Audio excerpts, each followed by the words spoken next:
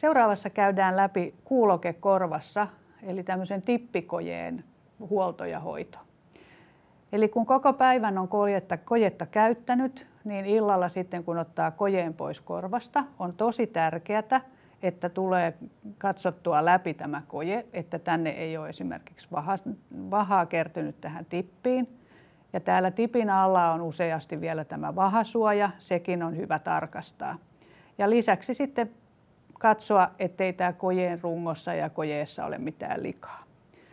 Aloitetaan tämä puhdistus sillä, että otetaan tämmöinen nukkaamaton liina, joka useasti tulee kuulokojeen mukana, mutta jos se menee kovin likaiseksi ja nuhruseksi, niin tämmöisen voi myöskin sitten ostaa uuden. Pyyhitään tämä kojeen pinta ja vähän kuulokettakin voi sen vartta pyyhkiä tällä liinalla. Sen jälkeen voi, jos haluaa, niin voi tämmöisellä pienellä harjalla pyyhkäistä vähän näitä mikrofoniaukkoja, jotka on yleensä tässä kojeen molemmin puolin, plus sitten täällä on tämä takamikrofoni. Ja aina tänne taaksepäin näitä sivumikrofoneja ja ylhäältä alaspäin tätä takamikrofonia. Missään tapauksessa näihin mikrofoniaukkoihin ei saa tätä harjaa työntää, koska silloin tulee työnnettyä sitä likaa vaan sinne enemmän sisään ja sitten voidaan vaurioittaa myöskin kojeen niitä sisäosia. Ja aina tietenkin kun koje on pois korvasta, niin avataan paristokotelo.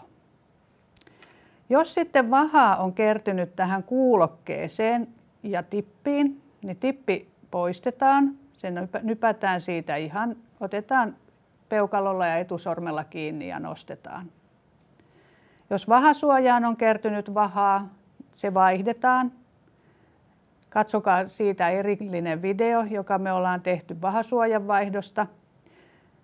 Ja jos tippi on likainen, niin sitten otetaan täältä tippiliuskasta uusi tippi. Painetaan se tähän paikalleen. Ja on tosi tärkeää, että huolehtii siitä, että se tippi on siellä kunnolla siinä kuulokkeen päässä. Nyt jos kun ottaa sen kojeen pois korvasta ja siinä ei olekaan tippiä, niin se tippi on saattanut jäädä sinne korvakäytävään.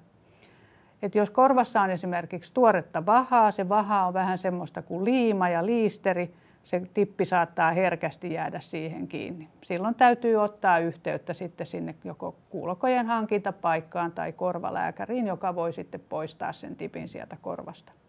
Ja silloin kannattaa myöskin miettiä, että onko se, jos tämmöistä tapahtuu toistuvasti, onko se nimenomaan tämä tämmöinen tippikoje juuri siinä tapauksessa se teille sopivin vaihtoehto. Nyt sitten kun koko päivän on ollut tuolla kaikissa riennoissa, on tullut vähän hikiä, intiaanikesäähän me kaikki odotetaan ja jotkut käy purjehtimassa ja hölkkäämässä ja näin, niin tämä kojehan saattaa kerätä sisäänsä vähän kosteutta. Ja jotta ei mitään pätkimistä tulisi ja jotta koje kestäisi mahdollisimman pitkään, niin koje olisi hyvä aina kuivata, varsinkin silloin kun tällaisissa kosteissa olosuhteissa ollaan oltu. Sen kuivauksen voi suorittaa joko tällaisella kuivauslaitteella, joka on ihan sähköinen laite. Tänne laitetaan se koje, kansi kiinni, sähkö päälle ja noin 45 minuuttia koje on kuivunut. Tai sitten se voi ottaa aamulla täältä ja laittaa korvaan. Ja kojeen voi laittaa sinne paristoineen, tippeineen, päivineen. Toinen vaihtoehto on käyttää tällaista ihan kuivaustablettia ja ihan tavallista lasipurkkia. Kuivaustabletti laitetaan tänne lasipurkkiin, koje sinne mukaan, kansi kiinni. Ja aamulla otetaan täältä sitten hyvin kuivunut koje. Tätä kuivaustablettia voidaan käyttää useamman kerran. Sen väri muuttuu sitten sitä mukaan, kun se alkaa olla sitten käyttökelvoton. Ja sitten kun sen väri on muuttunut tällaisesta oranssista toisen väriseksi, niin silloin se täytyy vaihtaa.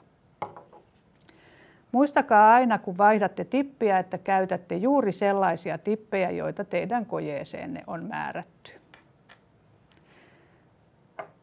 Jos sitten korvat tuntuu, että niihin kovin kertyy vaikkua, tai ne kutisee, niin on olemassa tämmöinen Waxoil-öljy, jota voidaan sitten käyttää. Mutta tätä jos käytetään, tämä on ehdottomasti laitettava aina iltaisin, jotta se ehtii imeytyä sinne korvakäytäviin.